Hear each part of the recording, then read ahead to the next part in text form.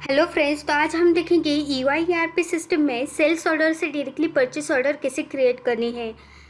ठीक है, तो आज मैं आपको एक डेमो करके दिखाती हूँ कि सेल्स ऑर्डर से डायरेक्टली परचेस ऑर्डर कैसे क्रिएट होती है। तो अभी मैं सेल्स ऑर्डर के स्क्रीन पे हूँ।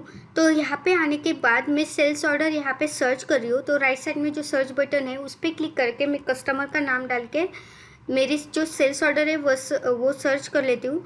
फॉर एग्जांपल ये मेरी सेल्स ऑर्डर है जिसको मैं ओपन कर देती हूँ।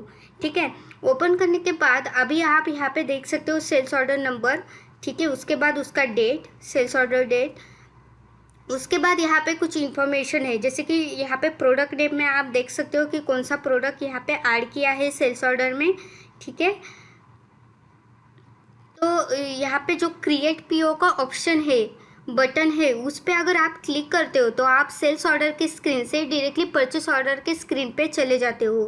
ठीक है, तो आपको यहाँ पे मैं क्लिक करके दिखाती हूँ। तो क्रिएट पीओ पे मैं क्लिक कर रही हूँ। तो आप यहाँ पे देख सकते हो मैं डायरेक्टली परचेस ऑर्डर के स्क्रीन पे आ गई हूँ।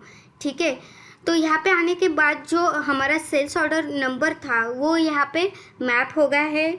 उसके बाद जो सेल्स ऑर्डर डेट है वो भी यहाँ पे रेफरेंस डेट में मैप हो चुकी है।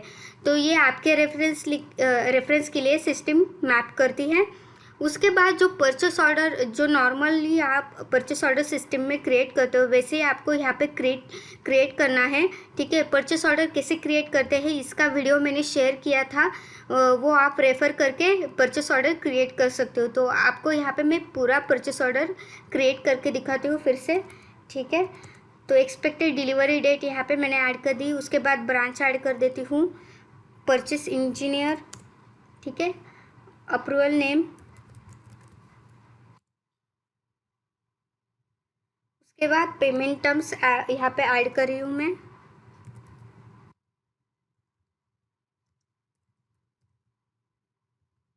ठीक है, उसके बाद ऐड कर देती हूँ।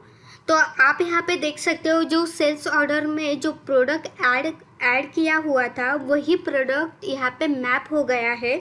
ठीक है, उसका डिटेल्स यहाँ पे सिस्टम में ऑटोमेटिकली ले लिया है सेल्स ऑर्डर से।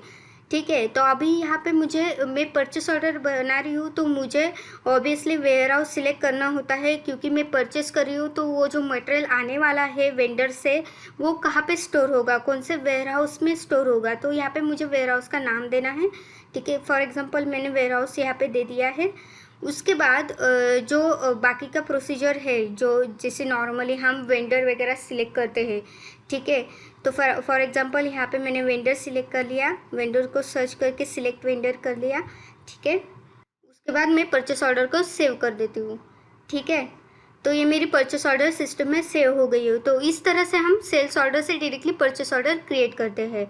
ठीक है, तो अभी मैं ये जो परचेस ऑर्डर मैंने क्रिएट किए है तो वो सेल्स ऑर्डर में फिर से जाके मैं अगर व्यू करूँगी तो ये जो परचेस ऑर्डर है आप यहाँ पे देख सकते हो, परचेस ऑर्डर का आईडी यहाँ पे जनरेट कर दिया है। तो लास्ट में 112 है। ठीक है, तो हम फिर से वो जो सेल्स ऑर्डर हमने ले ली थी वही सेम यहाँ पे सर्च। तो ये हमारी सेल्स ऑर्डर थी जिसको हमने परचेस ऑर्डर में कन्वर्ट कर लिया था।